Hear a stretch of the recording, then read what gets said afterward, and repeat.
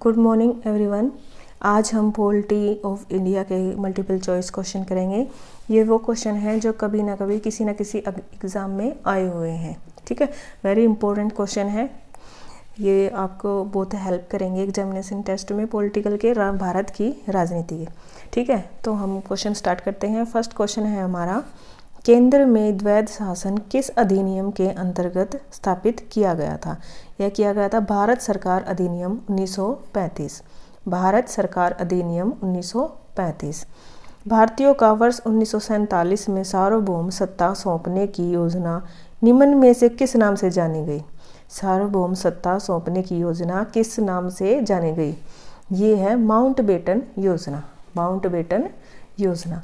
Next question है, Montagu Chelmsford सुधार में किन प्रावधानों का सार था? मोंटेग्यू चेम्सफोर्ड सुधार में किन प्रावधानों का सार था? उसका आंसर है प्रांतों में दोहरा शासन। प्रांतों में दोहरा शासन। नेक्स्ट क्वेश्चन, मुसलमानों के लिए अतिरिक्त निर्वाचक मंडल प्रारंभ में किसके द्वारा लाया गया था? मुसलमानों के लिए अतिरिक्त निर्वाचक मंडल प्रारंभ में किसके द्वारा लाया गया था? मार्ले मिंटो सुधार 1909। मार्ले मिंटो सुधार 1909। मार्ले मिंटो या मिंटो मार्ले सुधार का उद्देश्य क्या था? क्या था इसका उद्देश्य? पृथक निर्वाचन प्रणाली। पृथक निर्वाचन प्रणाली। महारानी विक्टोरिया भारत की साम्राज्ञी कब बनी? कब बनी? 1858 ईस्वी में। महारानी विक्टोरिया भारत की साम्राज्ञी कब बनी? 1858 ईस्वी में। रेगुलेटिंग एक्ट कब पारित किया गया? 1773 ईस्वी में। 1773 ईस्वी में। B.R. अम्बेडकर और महात्मा गांधी के मध्य 1932 में हस्ताक्षरित पूना समझौता में क्या प्रावधान था? क्या प्रावधान था? हरिजनों के लिए आरक्षण सहित संयुक्त निर्वाचन क्षेत्र का। हरिजनों के लिए आरक्षण सहित संयुक्त निर्वाचन क्षेत्र का। ठीक है। किस अधिनियम की प्रमुख विशेषता प्रांतीय स्वायत्तता थी? प्रांतीय स्वायत्तता किस अधिनियम के प्रमुख विशेषता थी? 1935।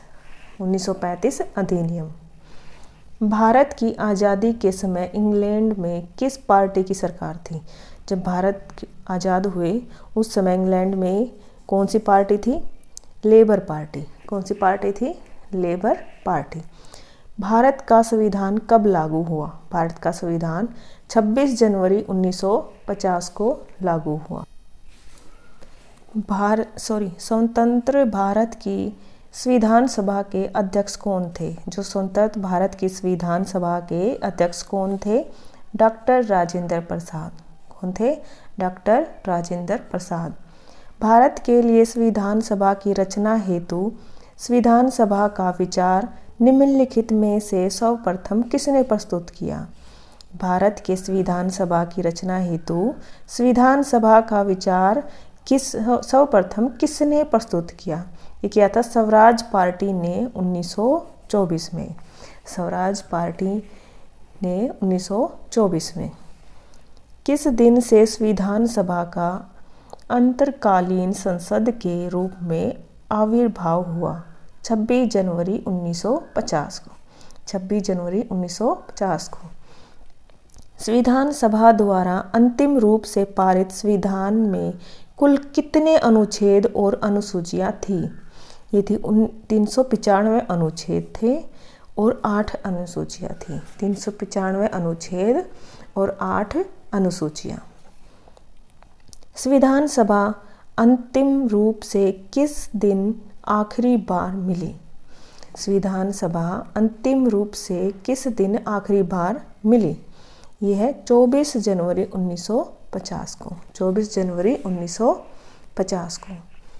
भारतीय संविधान सभा ने भारतीय राष्ट्रीय ध्वज की रूपरेखा को अंगीकार कब किया? भारतीय संविधान सभा ने भारतीय राष्ट्रीय ध्वज की रूपरेखा को अंगीकार कब किया? 22 जुलाई 1947 को। 22 जुलाई 1947 को। संविधान निर्मात्री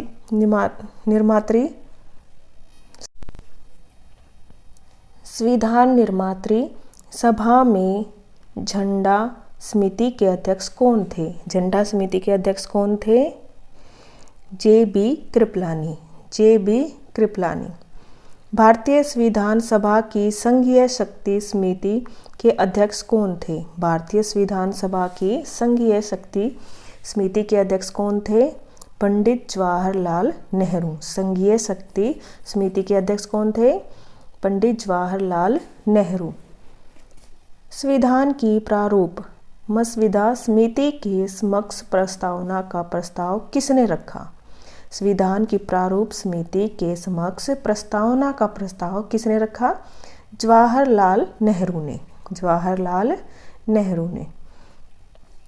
भारतीय संविधान में मौलिक अधिकारों की व्यवस्था किस देश के संविधान से ली गई है? मौलिक अधिकारों को किस से लिया है? संयुक्त राज्य अमेरिका से। संयुक्त राज्य अमेरिका से। भारत के राष्ट्रपति की आपातकालीन शक्तियाँ किसने दी है? ये दी है जर्मनी के वीमर संविधान की। किसने? जर्मनी के वीमर संविधान की। यह संवैधानिक दस्तावेज कौन सा है जिसका भारतीय संविधान तैयार करने में गहरा प्रभाव पड़ा था? किसका था? भारत सरकार अधिनियम 1935। कौन सा दस्तावेज है? भारत सरकार अधिनियम 1935। किस देश के संविधान से भारत की संघीय व्यवस्था प्रभावित नहीं है? दक्षिण अफ्रीका। किसे? दक्षिण अफ्रीका। भारत के संविधान की प्रस्तावना में प्रतिष्ठा, स्वतंत्रता, समानता और भाईचारे के आदर्शों की प्रेरणा कहाँ से मिलती है? कहाँ से मिलती है? फ्रांस की क्रांति से। कहाँ से मिलती है? फ्रांस की क्रांति से। संघात्मक शासन व्यवस्था के सर्वप्रथम किस देश ने अपनाया था? किसने अपनाया था? कनाडा ने। किसने अपनाया था? संघात्मक शासन व्यवस्था किसने अपनाई थी? कनाडा ने। ठीक है। भारतीय संविधान में संघवाद किस देश से लिया गया? किस देश से लिया गया है? कनाडा से। सबसे पहले कनाडा में ही संघात्मक शासन व्यवस्था आई थी, उसके बाद भारत ने कनाडा से ये संघवाद जो ये शासन व्यवस्था है ये कनाडा से लिया। ठीक है। भारतीय संविधान द्वारा प्रदत्त मौलिक अधिकारों के स्थगन संबंधी कार्यपालिका के अधिकारों को किस देश के संविधान से लिया गया है? किससे लिया है? जर्मनी से। प्रदत्त मौलिक अधिकारों के स्थगन संबंधी कार्यपालिका के अधिकारों को जर्मनी के संविधान से लिया गया है। भारतीय संविधान में मूल कर्तव्यों को शामिल करने का विचार किस देश के संविधान से लिया गया है? भारतीय संविधान में मूल कर्तव्यों को शामिल करने का विचार किस देश के संविधान से लिया गया है? पूर्व सोवियत संघ। पूर्व सोवियत संघ से। विधि के समक्ष अक्षमता कहाँ से लिया गया है? विधि के समक्ष अक्षमता कहाँ से लिया गया है? इंग्लैंड के संविधान से। इंग्लैंड के संविधान से। संविधान के संरक्षक के रूप में सर्वोच्च न्यायालय का अधिकार किस संविधान से लिया गया है? संविधान के संरक्षक के रूप में सर्वोच्च न्यायालय का अधिकार संयुक्त राष्ट्र अमेरिका के संविधान से लिया है। संयुक्त राष्ट्र अमेरिका के संविधान से लिया गया है। संविधान के किस भाग में नागरिकता का उल्लेख है? नागरिकता का उल्लेख भाग 2 में है। संविधान के किस भाग में मूल कर्तव्यों का उल्लेख है? भाग 4 क। मूल कर्तव्यों का उल्लेख किस में है? भाग 4 के क में। संविधान के भाग 1 में निम्न में किसका वर्णन है? संघ और उसका राज्य। भाग 1 में क्या है? संघ और उसका राज्य क्षेत्र। भारतीय संविधान के किस भाग में नगर पालिकाओं से संबंधित है? भारतीय संविधान के किस भाग में नगर पालिकाओं से संबंधित है? यह भाग 9 क। भाग 9 का क। संविधान के किस भाग में ग्राम पंचायतों की स्थापना की बात कही गई है? भाग 4 में। किस में कही गई है? भाग 4 में। भारतीय संविधान में कुल कितने भाग हैं? 22। संघीय कार्यपालिका की व्याख्या संविधान के किस भाग में की गई है? भाग 5 में की गई है। संविधान के किस भाग में मूल अधिकार का उल्लेख है? भाग 3 में मूल अधिकार का उल्लेख है। संविधान के किस भाग में नीति निर्देशक तत्वों का उल्लेख किया गया है? यह है चतुर्थ भाग में। भारतीय संविधान के किस भाग में पंचायती राज्य से संबंधित प्रावधान है? पंचायती है भाई, ये पंचायती राज से संबंधित प्रावधान है। यह है भाग 9। संविधान के किस भाग में संविधान संशोधन की प्रक्रिया का उल्लेख है? यह है भाग 20। भारत के संविधान का भाग 4 किसके बारे में बताता है? भाग 4 बताता है राज्य के नीति निर्देशक सिद्धांत। भारतीय संविधान भारत का वर्णन किस रूप में करता है? राज्यों का संघ। राज्य पुनर्गठन आयोग की सिफारिशों के अनुसार भारतीय राज्यों का व्यापक पुनर्गठन कब पूरा किया गया था? 1956 में। किसी राज्य से कोई क्षेत्र पृथक अथवा 2 या अधिक राज्यों को मिलाकर नए राज्य का निर्माण कौन कर सकता है? संसद। कौन कर सकता है? संसद। एक में से 2 बनाने हो या 2 का 1 करना हो, कौन कर सकता है? संसद। झारखंड राज्य का गठन कब हुआ? 15 नवंबर 2000 को। झारखंड 15 नवंबर 2000 को गठन किया गया इसका। निम्नलिखित में से किस वर्ष सिक्किम को राज्य का दर्जा दिया गया था? सिक्किम को कब दिया गया था राज्य का दर्जा? 1975 में। 1975 में। हिमाचल प्रदेश को राज्य का दर्जा किस वर्ष प्रदान किया गया था? 1971 में। 1975 में सिक्किम को, 1971 में हिमाचल को। ठीक है। संविधान लागू होने के पश्चात निम्न में से कौन भारतीय संघ का एक आरक्षित राज्य था? आरक्षित राज्य कौन था? सिक्किम। और उसे राज्य का दर्जा कब मिला? 1975 को। पांडिचेरी को किस वर्ष भारतीय संघ में सम्मिलित किया गया था? 1962 में। कब सम्मिलित किया गया था? 1962 में। भारतीय राज्यों का भाषाई आधार पर पुनर्गठन किस वर्ष किया गया था? 1956 को किया गया था। कब किया गया था? भाषा के आधार पर 1956 को। उत्तराखंड राज्य के सृजन के समय 11वें वित्त आयोग ने इसे किस राज्य का दर्जा दिया था? उत्तराखंड राज्य के सृजन के समय 11वें वित्त आयोग ने इसे किस राज्य का वर्ग का दर्जा दिया था? यह है विशेष वर्ग का राज्य। विशेष वर्ग का राज्य। नागरिकता प्राप्त करने के लिए शर्तें निर्धारित करने वाला सक्षम निकाय कौन सा है? कौन सा है? संसद। ठीक है। किस देश में दोहरी नागरिकता का सिद्धांत स्वीकार किया गया है?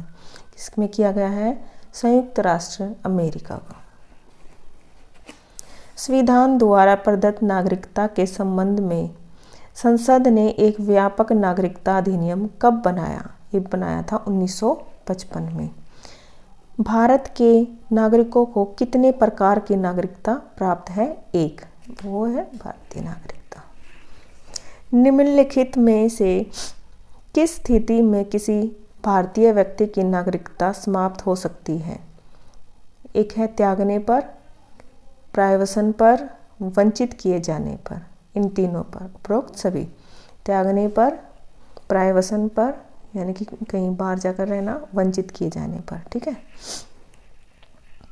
कितने वर्षों तक लगातार देश के बाहर रहने पर नागरिकता समाप्त हो जाती है? 7 वर्ष। अगर कोई इंसान 7 वर्ष तक बाहर रहता है तो उसकी नागरिकता यहाँ से समाप्त हो जाएगी भारत से। सूचना का अधिकार किस राज्य में लागू नहीं है? जम्मू एवं कश्मीर। मौलिक अधिकारों को लागू करने के लिए किसके द्वारा रिट जारी की जाती है? किसके द्वारा की जाती है? उच्चतम न्यायालय द्वारा। उच्चतम न्यायालय द्वारा। भारतीय संविधान का कौन सा अनुच्छेद अस्पष्टता का उन्मूलन करता है और किसी भी रूप में इसके व्यवहार का निषेध करता है। अनुच्छेद 17। संविधान के अंतर्गत बंदी प्रत्यक्षीकरण समादेश जारी करने का अधिकार किस में निहित है? यह उच्च तथा उच्चतम न्यायालय दोनों को। 6 से 14 वर्ष की आयु के बीच सभी बच्चों को शिक्षा का अधिकार किस श्रेणी का अधिकार है? यह मूल अधिकार। क्या है? मूल अधिकार। किस वाद ने संसद को मौलिक अधिकारों में संशोधन के अधिकार से वंचित कर दिया? केशवानंद भारतीवाद में। किस वाद ने संसद को मौलिक अधिकारों में संशोधन के अधिकार से वंचित कर दिया? कौन सा वाद था वो? केशवानंद भारतीवाद। केशवानंद भारतीवाद।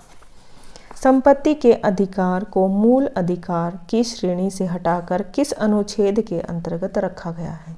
यह अनुच्छेद 300 कै। भारत के संविधान का भाग 3 किस से संबंधित है?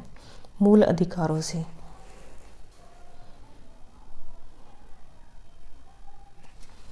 सूची 1 को सूची 2 से के साथ सम्मिलित कीजिए और सूचियों के नीचे दिए गए गुट का प्रयोग कर सही उत्तर दीजिए। पहला, ग्राम पंचायत का गठन, काम करने का अधिकार, समान नागरिक संहिता, कृषि एवं पशुपालन का। देखिए, ग्राम पंचायत का गठन का अधिकार है इसमें अनुच्छेद 40 में। ठीक है। काम करने का अधिकार अनुच्छेद 41 में। समान नागरिक संहिता यह है अनुच्छेद 44 में। और कृषि एवं पशुपालन का गठन है अनुच्छेद 48 में। इसका आंसर होगा बी। ठीक है, ये सही, एकदम सही है। इनके सामने ये जो है वे सही है। काम करने के अधिकार को राज्य के नीति निर्देशक तत्वों में निम्नलिखित में से किस अनुच्छेद के अंतर्गत रखा गया है? यह है अनुच्छेद 41। देखिए, यहाँ पे भी आया हुआ काम करने का अधिकार अनुच्छेद 41 में। देखिए, ये रहा काम करने का अधिकार अनुच्छेद 41 में। और नेक्स्ट क्वेश्चन में भी ऐसे पूछा, काम करने का अधिकार को राज्य के नीति निर्देशक तत्वों में निम्नलिखित में से किस अनुच्छेद के अंतर्गत रखा गया है? अनुच्छेद 41 में।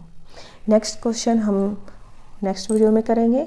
अब तक जो क्वेश्चन मैंने कराए हैं, अगर आपको अच्छे लगे हो तो प्लीज़ लाइक करें और मेरा चैनल पर फर्स्ट टाइम आए हैं तो चैनल को सब्सक्राइब करें। Thank you for watching.